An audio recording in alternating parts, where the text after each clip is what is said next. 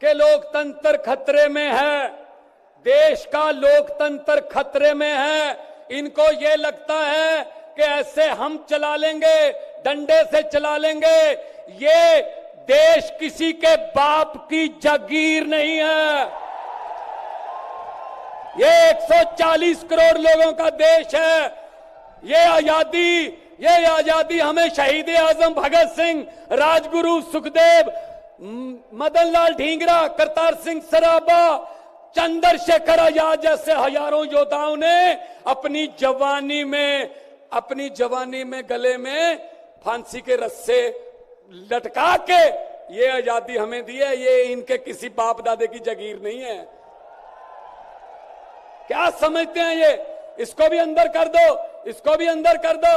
जो अस्पताल बनाता उसको अंदर कर दो, जो स्कूल बनाता उसको अंदर कर दो, कांग्रेस पार्टी के खाते फ्रीज कर दो, किसी के नेता फ्रीज कर दो। ऐसे जीत लोगे? हम वो पत्ते नहीं हैं, हम वो पत्ते नहीं हैं जो शाख से टूटकर गिर जाएंगे। आंधियों को कह दो अपनी औकात में रहें। समझते क्या है ये?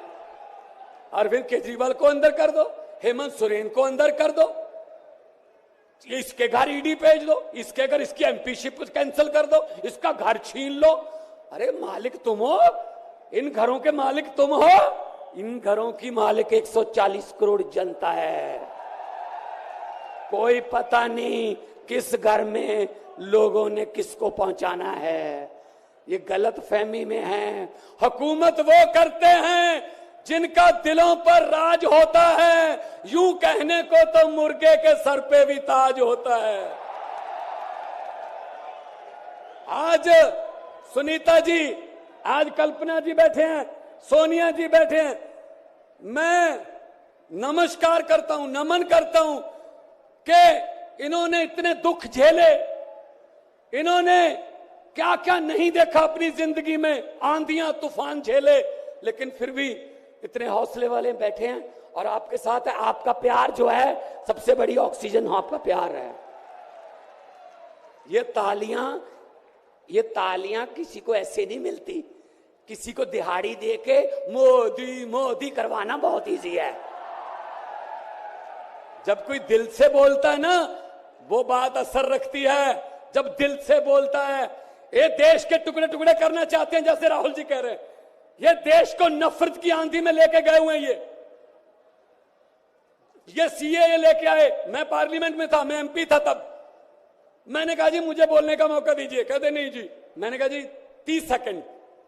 कहते जी, मैंने कहा जी 30 सेकंड। कहते 30 सेकंड में क्या बोलोगे? नहीं। मैंने कहा जी 20 सेकंड।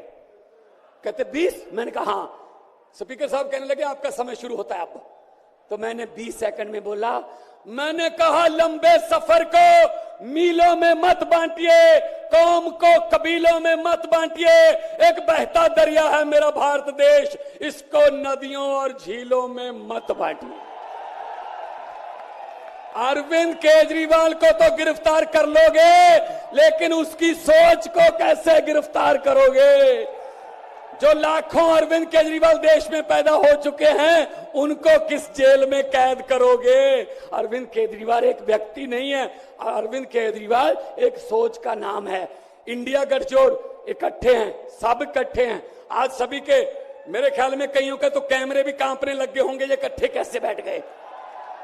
ये चाहते नहीं हम इकट्ठे बैठे, कभी ये इधर से कभी इधर से, कोई अफवाह। लेकिन मैं ये कहना चाहता हूं सबको कि आओ इकट्ठे हो जाएं और इन भ्रष्टाचारियों को कह दो, भगवंत मान ने बोला था, इन भ्रष्टाचारियों को कह दो कि जितने मर्जी इकट्ठे कर लो पैसे, हीरे, मोती, मगर ख्याल इतना रहे कफन पे जेब नहीं होती। कोई पैसा साथ नहीं जाएगा। लूट लो देश को, कितना लूटना है। गरीबों की बद्दुआएं ना लो, गरीबों की बद्दुआएं ना लो। हर बात पे झूठ चल रहा है, हर बात पे जुमला चल रहा है, झूठ पे झूठ, जुमले पे जुमला।